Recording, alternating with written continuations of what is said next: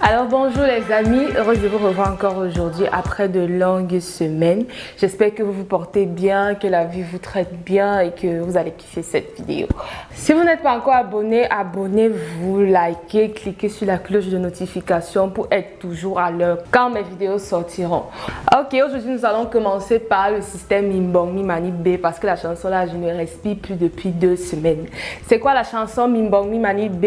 C'est une chanson bolé qui a été chantée par l'artiste Joël Lafleur.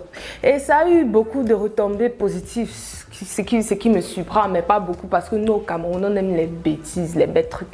Et je me demande vraiment si c'est sérieux.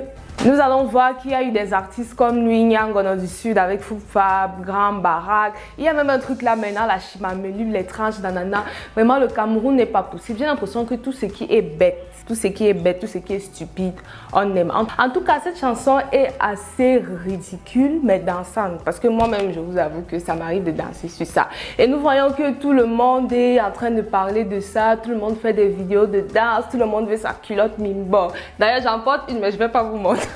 D'ailleurs, j'en porte une derrière ce tricot, mais je ne vais pas vous montrer. Et vraiment, le Cameroun, il faut qu'on change. Parce que vraiment, on ne va pas évoluer comme ça, franchement. Parlons franchement, on ne va pas évoluer. La chanson là est fait danser, ça fait rire, mais arrêtons.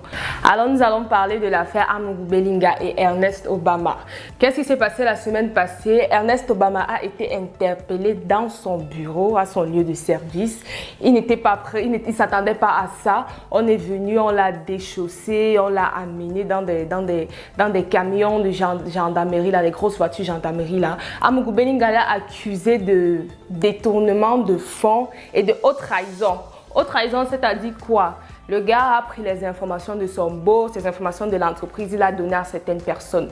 Et nous verrons maintenant qu'il a ordonné toujours au procureur, il a demandé au procureur de libérer son fils chéri, parce que c'était quand même son fils chéri. Et vu ce que la toile dit, beaucoup de gens sont assez moqueurs au sujet de Ernest. Nous verrons qu'il était un gars assez frimeur, assez sûr de lui, assez hautain là, et puis ça nous montre que, gars, tout le monde chie, tout le monde peut être dans des situations embarrassantes et que nous ne sommes rien.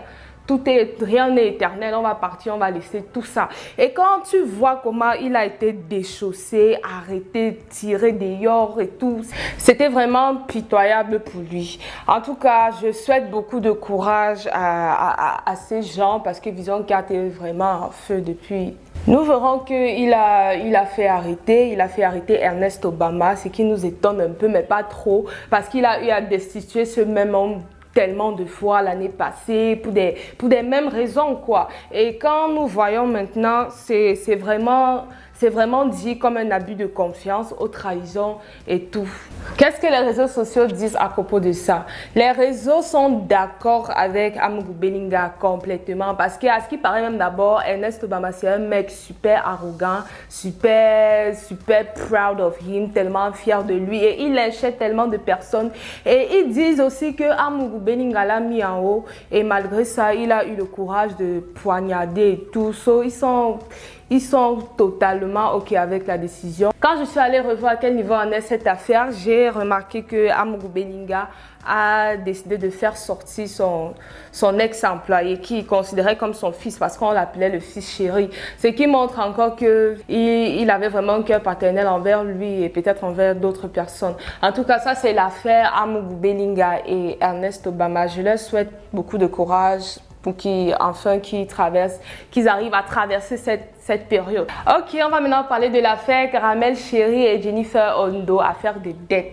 Vraiment, ces trucs, moi j'ai vu ça m'a dépassé. So, Caramel Chéri, c'est une influenceuse gabonaise, entre parenthèses, qui ont été très proches, qui ont été des copines. Elles ont même commencé le tournage de leur télé-réalité Les Perles de Beverly aux États-Unis.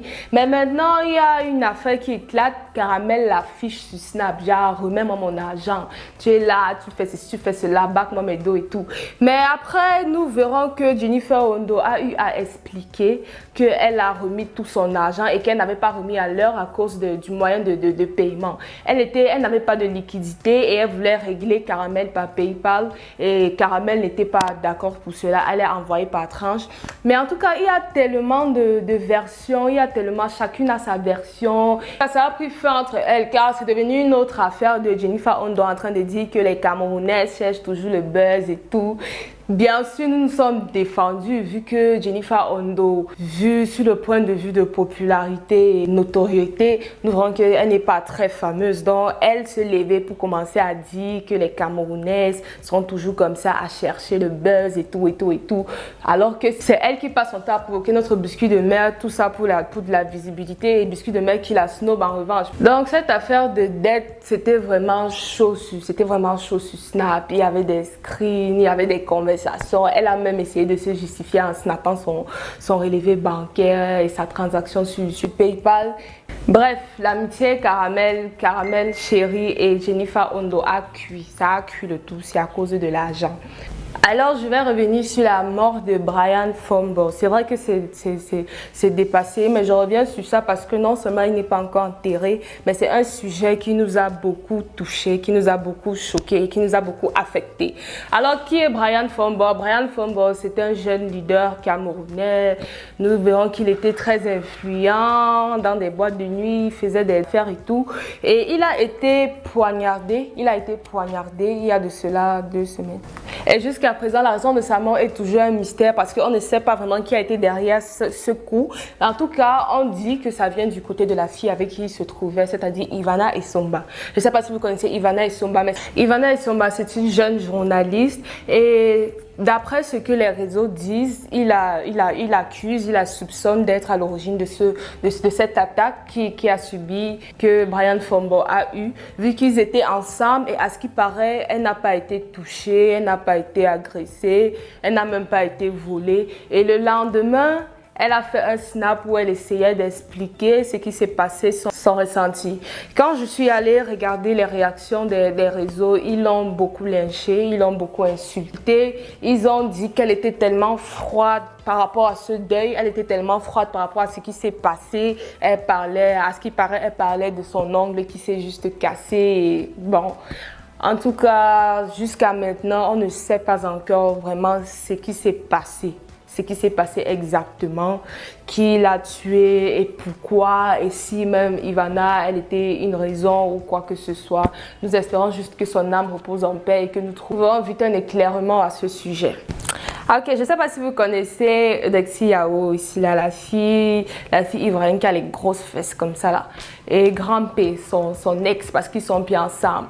À ce qui paraît, ils se sont séparés officiellement. Ça fait pas longtemps et beaucoup de gens ont eu à commenter, ont commenté déjà leur couple à la base parce que c'était vraiment, quand tu vois la fille, tu vois l'homme, c'était vraiment clair que c'était juste là pour de l'argent et tout. Et les gens ont eu à parler, beaucoup parlé de leur séparation.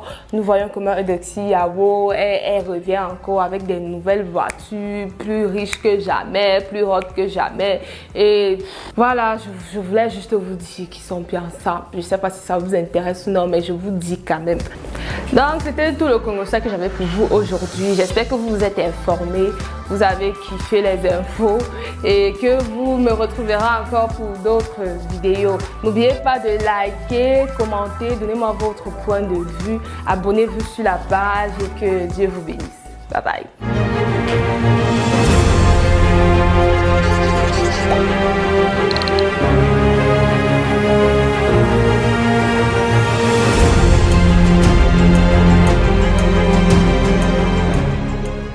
In your diary